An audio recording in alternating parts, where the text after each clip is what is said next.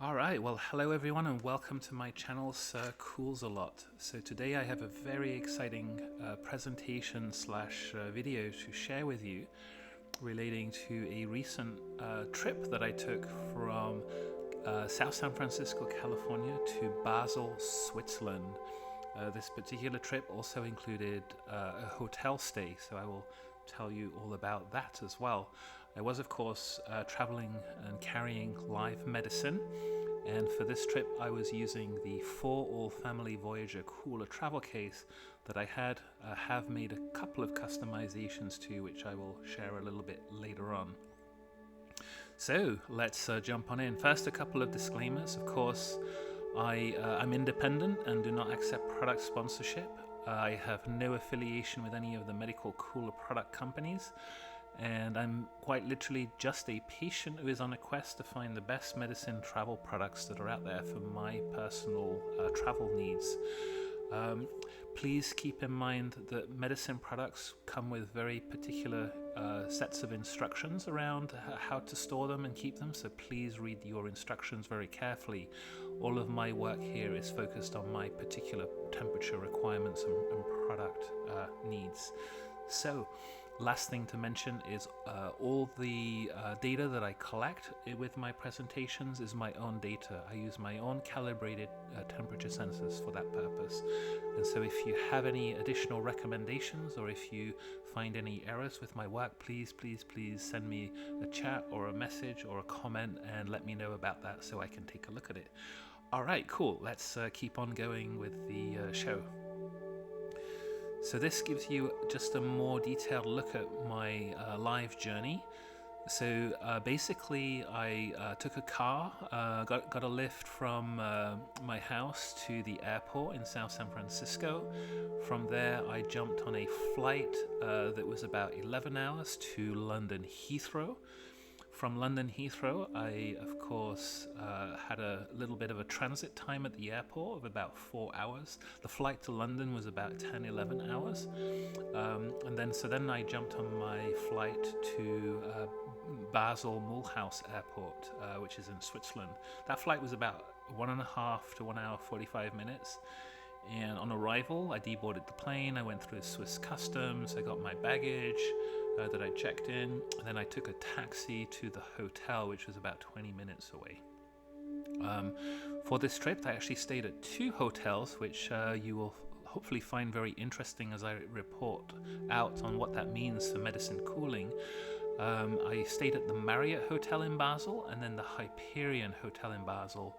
First hotel I stayed at for 4 days, 3 nights. Second hotel for 7 days, 6 nights. So total days there was about 11 days, which is kind of cool.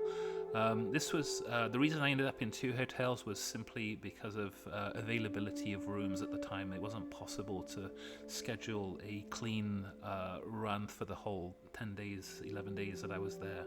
So I guess bonus for you, you get to see what 2 hotels look like from a medicine cooler perspective. So let's keep going. As I mentioned, I did make some customizations to the For All Family Voyager travel case. This basically summarizes all the little bits and pieces that I additionally purchased to make that possible. It was really around wire management, making sure that cables could break with magnetic breakers when people might trip over them. It was also getting a better power supply. I was in need of a battery bank that was lasting at least 12 hours and so on and so forth. My previous video, my trip from San Francisco to Chicago, includes a full video on the details of all of this and then also how to assemble it if you like what you see here or if you're interested in kind of learning more. Of interest for this video is I was using the Tempify wireless temperature sensors for my data collection, and I did actually calibrate these sensors using calibrated thermometers ahead of the trip just to make sure that they were very precise, within the 0.5 of a degree at the most. So just something to think about. So let's keep going. So from that last trip that I did to Chicago, this trip I actually made a couple of additional updates to the cooler. So the first one is I was having a little bit of an issue with the brightness of the temperature gauge on the lid of the cooler. The issue with this is when you're doing a red eye or a night flight, the brightness is quite bright, and when you want to have this cooler kind of within visual reach or within near reach of you, or you have it kind of under your chair, the brightness kind of illuminates the area that's around you and is a little bit disruptive to the other passengers. And so I decided to cover that little temperature gauge with what turned out to be a webcam cover sleeve. So I spent a little bit of time figuring out which one worked best, which one fit the best, and I found a product on Amazon that actually did the job pretty nicely. It's called the ShinyFX webcam cover slide. So here's what it looks like, the stock photo, and then here's what it looks like attached to the lid of the cooler. The other thing was when I did my last trip, I was using a charger block that got really hot on the plane when it was plugged in, and so I decided to get a much better charger block, and so I was actually using the charger in the middle and the right side here, the I don't even know how to say this, the Poyiccot P128 watt charger block and the Anker prime charger. These are very nice chargers, and they barely get hot, barely get warm when you have them plugged in and fully loaded with multiple devices. Okay, the other thing I'll briefly mention is the battery pack. So in the previous trip, I was using the INU portable charger classic size that had quite a punch. It lasted for about 12 hours during my testing and then also during my live travel. So I carried 2 of those just for backup purposes. One of my subscribers was kind enough to mention that actually there's also a mini size available for this, which has the same kind of punch in terms of charge and output, but is considerably smaller. So I went ahead and got some of those units to try them out, and in just before the trip, what I discovered is that when you plug the charger in and you activate the cooling system, everything goes fine. But then when the charger is unplugged from the power, from the wall power, they completely switch off. And so this was quite concerning to me, because when you're on a flight, there are several moments during the flight when they switch the power off to the seat, typically during takeoff and landing, but sometimes also during the flight when they're resetting systems and other things like that. And so I really was very worried about this idea of, well, if I have my charger plugged into the seat, but also at the same time it's charging the unit, and then the seat power goes off and the battery bank just switches off, that will basically kill the power to the unit. And so maybe something to watch out. That was kind of an interesting learning to see that play out in real time. So quick version here was I decided not to use the mini size INU power banks for this reason, that when you unplug them, they basically switch off and kill the power to the cooler, in addition to being powered off the wall. Now the classic size, when you unplug them from the wall, they actually continue to maintain the power to whatever they're powering, whatever device they're powering. And so that was really quite fantastic for what I was looking for. So for this trip, I went with the classic size batteries. Cool. I think I've mentioned this in the Chicago trip video, but I'll just mention it again, just my steps that I take for preparing to go live on my journey. So what I normally do is the night before, I'll place the entire cooler components and the temperature sensors in the fridge. I'll let them all go down to kind of temperature, which is sort of 4 to 8 degrees centigrade, 36 to 46 Fahrenheit. In the morning of, or late morning, depending on what the flight time is, about 4 hours before the flight, I'll remove everything from the fridge and I'll turn it on, and I'll have the temperature sensors stay inside the cooling system just to make sure everything's working, and also the temperature is stabilizing with the cooling system turned on, the cooling case. And then about 2 hours before the flight, I will go live, and about 2 hours before the trip start, I should say, I'll go live and I'll fully pack it with my medicines. And I will continue to leave one temperature cooler sensor inside the container as well to kind of keep an eye out on stuff. And then it's go time. I will set off to the airport and I will start my journey.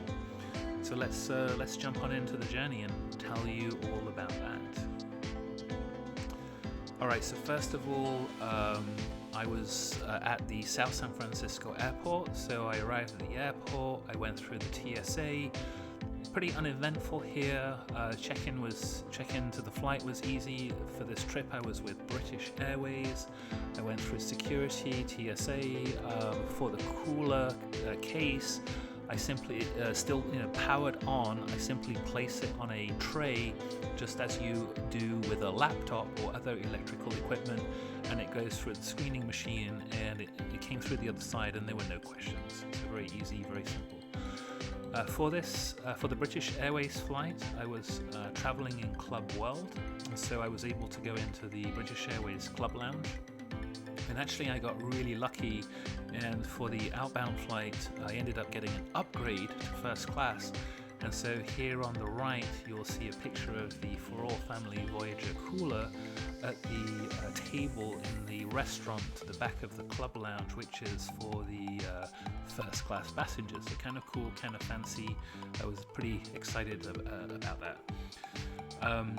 For the club lounge experience as it relates to the travel cooler, there's basically plugs and ports everywhere.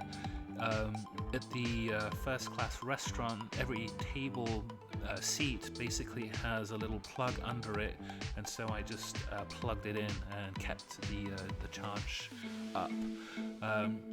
A tip for travel, whenever you get a chance to keep the charge up, go for it, because you never know when you might need that full power on battery, depending on if you might have delays or other kinds of funky things going on. You never know. So my strategy was, if you have a minute and you see a plug, go for it. Keep the charge up on the battery bank. Cool. Let's keep going. So then I boarded the London. The flight to London Heathrow. So for that trip, I was actually let me tell you about all the planes that I was on. So for the trip to London Heathrow, it was an A380. This was a double-decker plane, so it had a main deck and an upper deck. For the flight from London Heathrow to Basel, this was an A320, so it had a single deck. And then later on, for my return flight, it was again the same planes.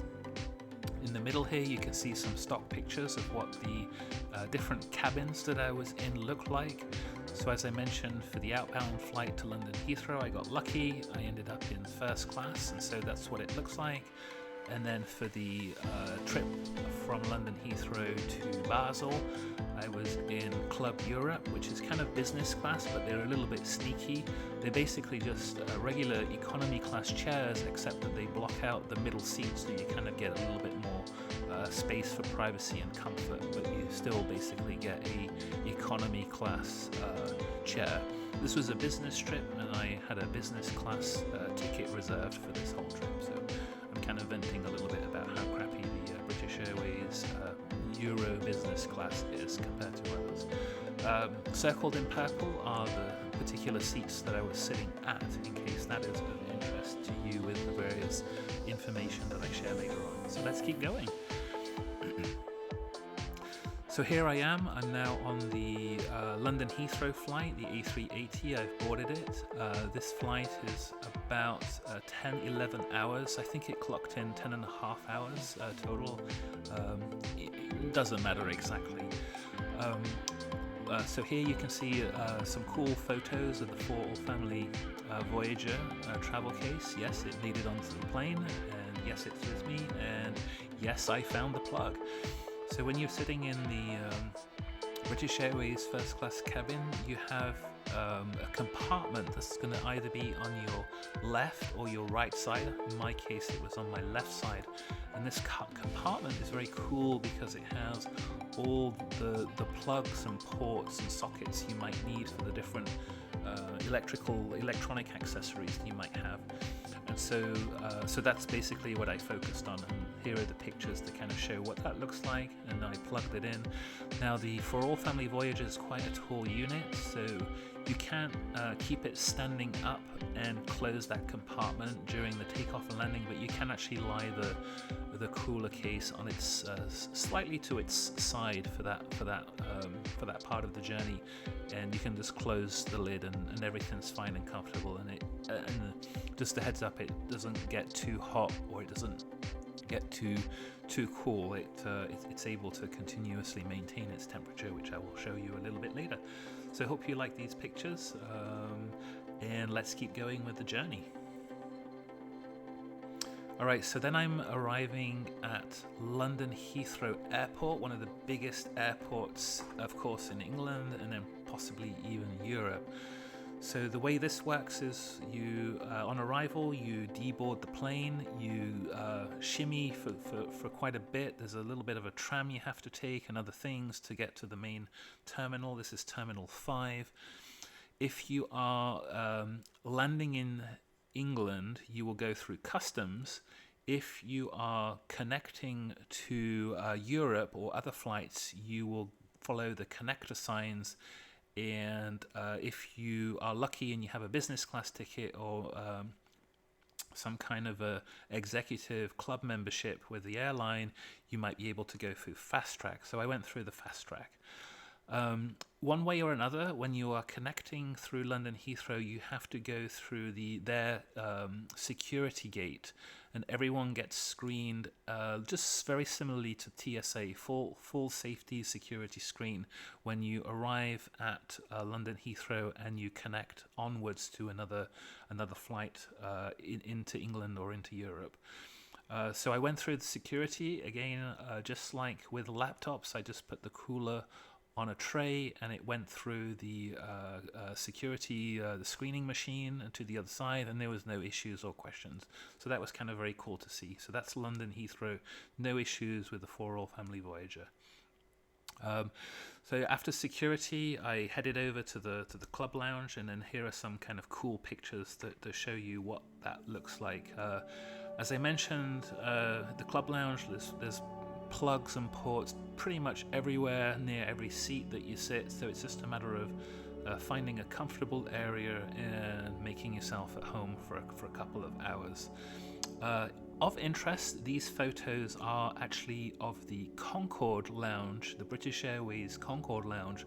So a little bit of a bonus for me on this trip, because I did get the first class upgrade, you do get access to the Concorde Lounge on arrival when you have a first class ticket. So I actually got to enjoy that for a couple of hours. It's very beautiful and very, very tasty, and they've got a beautiful bar and a beautiful restaurant. So here are some pictures. Because my connection wait was 4 hours, I actually also took the opportunity to have a shower in the club lounge, and so on the far right there's a picture of the plug that I was using in the shower bathroom area. I figured, while I'm having a quick shower, I'll just keep the cooler plugged in to make sure that I've got maximum charge. On the lower right side, the pictures they have these little business cubicles that you can hang out with privacy walls, and they also have little power plugs under the chair and stuff for laptops and electronics. And so anyway, hope you appreciate these different pictures. This is kind of a grand tour of how easy it is to find plugs when you're traveling through an airport. Not the hardest thing to do these days. And then many of the plugs have multiple options. Maybe one thing to keep in mind is Britain does have a unique plug requirements for the main power outlets, and actually, of course, other European countries have their own requirements as well. So do make sure you have the right converters and other things also for your journey. So let's keep going. So then I got on the London Heathrow to Basel, Switzerland flight, the BSL flight. So this was an A320. So for this flight, as I mentioned, the seat was pretty basic, except that the middle seat was blocked off because I was at the front of the plane. So just a couple of pictures here, you can kind of see how that looks like. So for the travel experience, really the main thing to mention for the cooling case, the For All Family Voyager, is there really isn't anywhere to place it other than under the seat. That seemed to be the best place for it, given that you don't want to block the cooling vents and fan, because they need to do their job. And then of course you need to put it in a safe place for takeoff and landing, that the airline hostess won't you won't get in trouble with having it in the wrong place. And then also within reach of a power supply, which is conveniently actually right by the seat just in front of you. And so there are some pictures kind of showing all of that. And so that's basically what I did. I just had it under the chair, plugged into the seat in front of me. This flight was quick. It was like an hour and a half, an hour 45 minutes. Alright, so then I arrived at Basel Airport. I went through customs. This was pretty uneventful, super quick. Customs took about 5 minutes, and then it took a good 30-40 minutes for me to get my bag. And then I was on my way to the taxi stand at the Basel Mulhouse Airport. So let's take a look at some data. So this graph here really basically just presents out all the data that the temperature sensors collected. So there's a lot of different things going on here. So first of all, the red lines just demark temperatures of interest, where water freezes, typical storage temperature ranges that could be of interest, 36 degrees, 46 degrees, and of course, if you are traveling with insulin, the max temperature for insulin, the critical temperature, is 86 Fahrenheit for that. So for my particular data and measurements, I'll draw your attention to two data sets. The first one is the light purple plot. So it kind of looks a little bit like a wiggly line. And the reason it's wiggly is because, as you know, with a For All Family Voyager, the way it works is it maintains a temperature between 36 and 46 Fahrenheit, and it cycles on and off between the two. So it will cool down to 36, switch off, the cooler will slowly warm up to 46. When it reaches 46, it will switch back on and then cool back down. So it will do this constant cycle between 36 and 46. And so that's why you will see the cooler temperature kind of have that wiggly line as it kind of goes back and forth between the two. The other plot that I will mention is the ambient temperature. So that's the darker purple graph plot.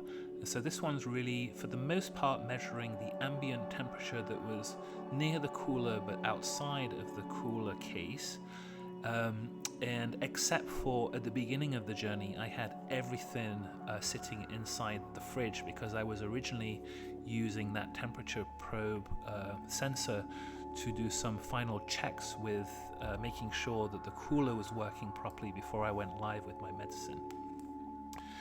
So let's talk about the graph. Basically, what I will do is draw your interest towards around the 220 minute mark. So that's really when the journey action starts. So at the 220 minute mark, I basically pack the cooler with my medicine, and then all the way through the almost 15,000 minute mark. That's the totality of the journey, going, arriving at the airport, boarding the plane, or being on the plane, and so on and so forth. So as you can see, this For All Family Voyager is incredible. Throughout that entire journey, all of the different flights, all of the airport time, and so on and so forth, it persistently and continuously maintained a temperature of between 36 and 46 Fahrenheit. Super, super impressive. You can also see here the ambient temperature. So the ambient temperature throughout the journey was quite nice, really. For most of the time, it stayed around the 70 mark. And then a little bit later on, as I was over in England, England airports are not as big on air conditioning and all that business, so the temperature kind of went up a little bit to maybe the 30, sort of the 75-ish Fahrenheit mark. But in any case, kind of gives you an idea of the ambient temperature that went along with my journey. All right, let's keep on going.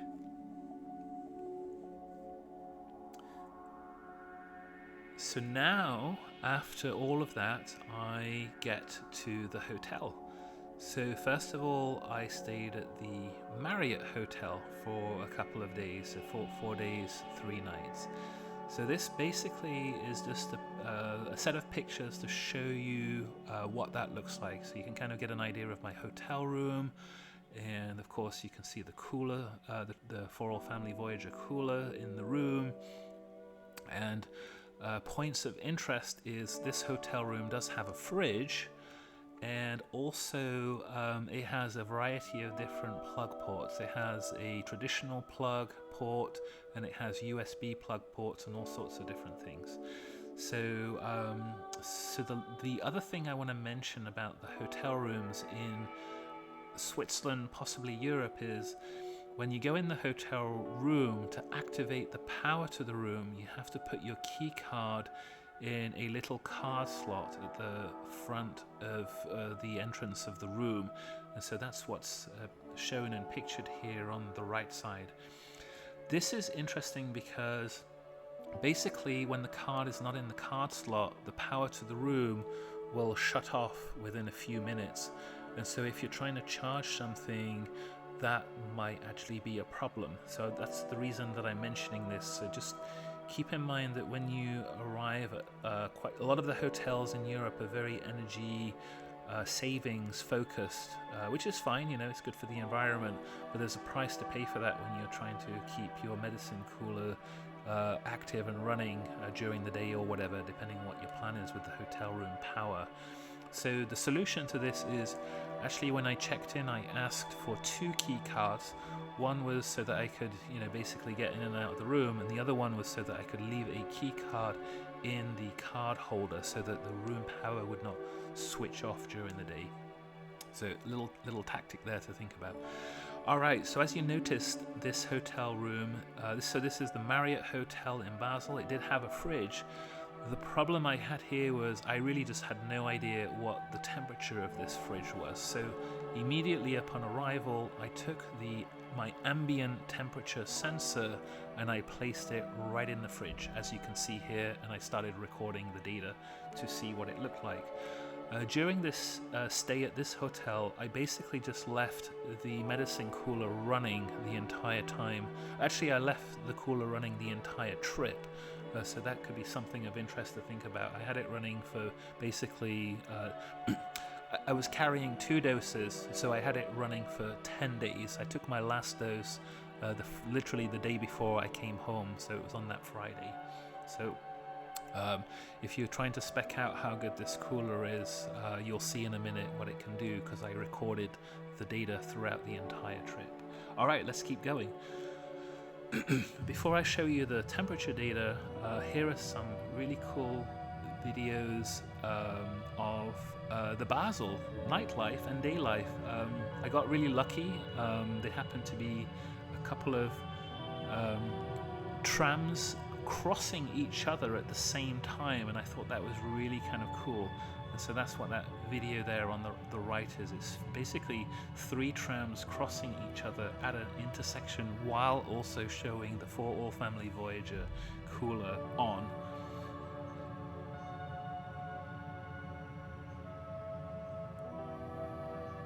And let's keep going. I paused just a little minute on talking because you could probably hear the sights and sounds just a little bit.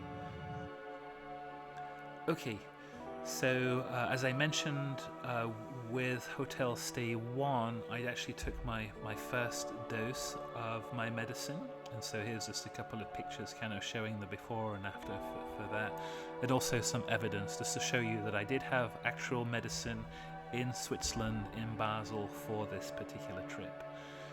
All right, let's keep on going. So next I stayed at the Hyperion Hotel, also in Basel. So this is kind of a little bit what it looks like.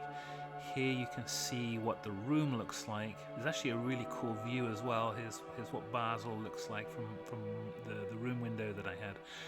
So the reason I wanted to, something that I want to draw your attention to is, so this room has a little cabinet area with this sort of drawer that you can move back and forward, and then hidden behind the drawer there's this little bar fridge. And so that bar fridge is going to be of interest with, I wonder what the temperature is of that bar fridge, and can you store medicine in there? So I actually went ahead and measured that. So I'll tell you about how that fridge looks, and then also how the Marriott fridge looks in just a few moments. The other thing is, so this room, keeping going with my little video, my little shots, my pictures, this room also has one of those key cards where you have to place the key card in the slot to activate the power, the electricity to the room, so all the plugs start working. And so again, I used the same trick. I actually requested 2 cards when I checked in, and I used 1 card for powering the room and leaving it on during the day, and so on and so forth. An extra note here, so if you do ever stay at the Hyperion Hotel in Basel, I actually also discovered that the room safe, there is a plug inside the room safe, and this particular plug stays on even after you remove the key card to the room, and the key card sort of kills the power to most of the outlets. And so I ended up discovering that and being quite excited about that fact. And as you can see from this picture, I totally exploited that by using that plug to plug in my my 4-all family Voyager. This hotel room also had this elaborate electronic system where you press the button to let the hotel staff know whether you want quiet time, privacy time, or you press the button to let them know whether you want the room serviced or not. So I thought that was kind of unique. I hadn't seen that before. So okay, hope you enjoyed those photos, and let's get into the more nitty-gritty of how this safe looks. So here's kind of a closer look of this safe in my setup, and then here you can see that kind of plug that's inside the safe. And so this is basically how I had the 4-all family Voyager sitting in my room for the duration of my stay, up to the point where I gave myself my final medicine dose for the trip. Alright, so this graph actually shows the data from those temperature sensors throughout my stay at the Marriott Hotel and also the Hyperion Hotel. So a couple of things I will draw your attention to. So as you can see, this is a massive amount of data. You're going from 1500 minutes to nearly sort of 12,000 minutes. So this is quite literally like 9 or 10 days of data. You can see here Thursday, Friday, Saturday, Sunday, Monday, Tuesday, Wednesday, Thursday, and Friday. So two data plots that are important. First is the light purple, which is the temperature of the cooler. That's my 4-all family Voyager cooler. And so as you can see, immaculate performance all the way through the trip. It never once went above 46 and never once went below 36. So super cool, absolutely impressive in every way. The only little glitch, sort of blip you can see is on the Sunday, the first Sunday of my trip, I did unpack the cooler to remove one of my pens, injector pens, and the temperature slightly went up by a couple of degrees, but even then it didn't go beyond the 46 Fahrenheit. So that was at the sort of the 5,000-ish mark, where I put a little flag there that says open the 4AF, so 4-all family. 4AF is just short for 4-all family, so open the 4AF for medicine. Alright, so now for the fridge. So the fridge temperature. So as I said, for some of this trip I put the other temperature probe sensor in the fridge. So the Marriott fridge, very interestingly enough, basically sat just at the 46 Fahrenheit mark, and it was very stable, very reliable. The only thing I did notice was every time I opened the fridge door, the temperature did go up quite substantially and then it obviously then went back down, but it very sustainably and stably stayed at exactly the 46 mark. So having seen that and knowing that, now I would probably feel very comfortable to actually just put my medicine in the Marriott fridge for the next trip that I will probably have to do. Now the Hyperion fridge, on the other hand, so that was that sort of mini bar looking thing that was behind that sort of half cupboard drawer that I showed you in the previous video. That fridge was only sitting at around 65 degrees Fahrenheit, and so that fridge was clearly more of it wasn't like a full-on fridge. It was more like a light cooler for beverages, and so that fridge is clearly not suitable for storing medicines of any kind. So that was quite interesting to see that. And then actually later on, I was using the ambient temperature probe just to measure the ambient temperature. The Marriott hotel had a slightly better cooling effect in the room than the Hyperion hotel. So the Marriott hotel, you could cool it down to the room to about 75, 70 degrees Fahrenheit. The Hyperion hotel was sort of sitting in the high 70s, maybe the 78, 79 Fahrenheit mark. So I thought that was kind of interesting. Heads up, hotels in Switzerland, well, actually, air conditioning units generally in Switzerland, I think, are banned for environmental reasons, and so cooling systems are not air conditioning systems when you stay at hotels and other places in Switzerland. They're not anything like you would get in the US if you're used to the US air conditioning hotel experience. So just a heads up on that. All right, let's keep on going. So then last but not least, there's the return home. So for this, I have something different, something more special and interesting to share with you. So of course, I had used all my medicine, so I didn't have any live medicine product to carry. So what I actually decided to do here was to put the temperature probes and sensors in my checked-in luggage. I had one inside the For All Family Voyager cooler and one just inside my suitcase. Now the For All Family Voyager cooler was no longer switched on at this point. It was just the cooler itself in my suitcase, but I decided that I would check all that in and see what happened in terms of temperature. There was a little bit of I've read stories that temperatures in the cargo hold of plane can sometimes go below freezing and other stuff like that, so I was very curious to see, and so I actually have a full plot of data now to tell you what that looks like. I was traveling in Club World on the way back, so I did take a moment to kind of look at the chair and think about other things. It has a nifty little port plug socket towards the base of where your feet go, and so that's pretty handy for plugging coolers in and other stuff like that. And then there's like this little drawer that's normally used for placing shoes, but you can put other things in there if you want. So it seemed like there was a reasonable amount of space to put a cooler. The cooler, I was debating whether it would actually fit or not, and so if the cooler didn't fit, I think you could also just tuck it under your chair, just slightly under the seat, and it would be fine there too, just for the takeoff and landing part. Or you could just hold it in your hand, quite frankly. So just some things to think about there. Okay, so now for the flight home. So for this, there was there was the A380 and the A350. Actually, I think it ended up being an A320. They're kind of similar, but so the question here is, what is the temperature of the cargo hold for your suitcase during these flights? And I now happen to know the answer to this.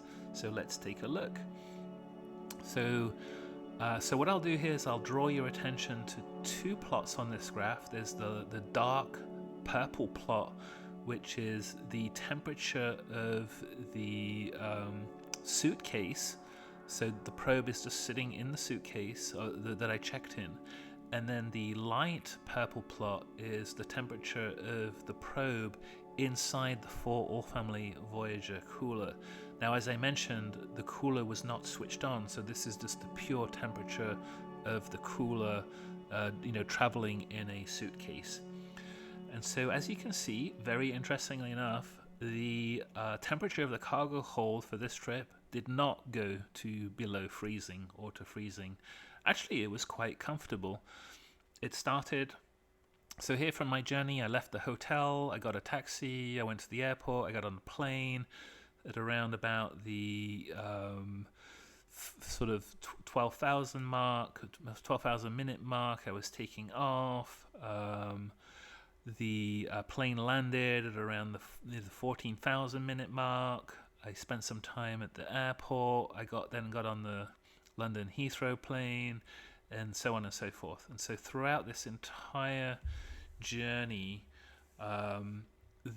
basically the cooler did not go below 50 degrees Fahrenheit. It pretty much stayed between 70 Fahrenheit and 50 Fahrenheit.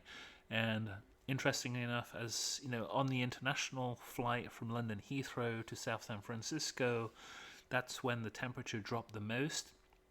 So at the start of the flight, the suitcase and the cooler were at about 65 Fahrenheit. And by the end of the flight, when we were arriving in South San Francisco and getting ready to land, the cooler and the suitcase had gone down to about 50 degrees Fahrenheit. So kind of cool and interesting to see.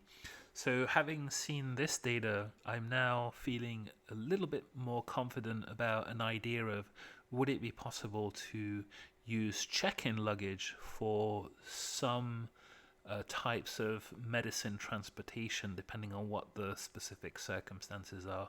So I'm still thinking about that one. I still very much like the idea of having it next to me so I can kind of keep an eye out on it.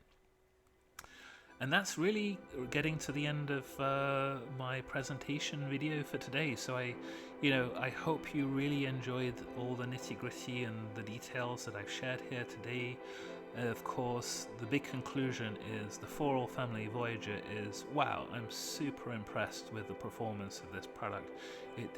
It fully met all of my expectations and did exactly what I needed to do, which was to maintain a continuous temperature of 36 to 46 Fahrenheit or 4 to 8 degrees centigrade for an entire trip, plus the days that I needed to stay at the hotel. So it did all of that sustainably and continuously. So things that I'm left to wonder about for the future, how to best approach hotel stays. I'm still debating this idea of should I use the hotel fridge or not. Actually, with my For All Family Voyager experience, I'm so impressed with how the system works that I'm quite inclined just to keep doing what I just did with this trip. I am debating ideas around, could I use check-in luggage for some medicine transportation? We'll see. And then, of course, this was not the longest of trips, and the For All Family Voyager can only hold 2 Zepbound pens. And so the question here is, I do have some longer trips coming up and planned. I am not necessarily sure what to do yet about when I need to take more than just 2 pens. Right now, my best idea is just to basically take 2 For All Family Voyagers with me. So we'll see. So I'll let you know about that. So I am going to wrap up now, and I wish you a very, very good day. If you like this video, please take a moment to like it. If you got questions, please send some comments. I'd love to hear from you, and I hope this was helpful to you in your journeying, planning experiences. Wishing you a great day.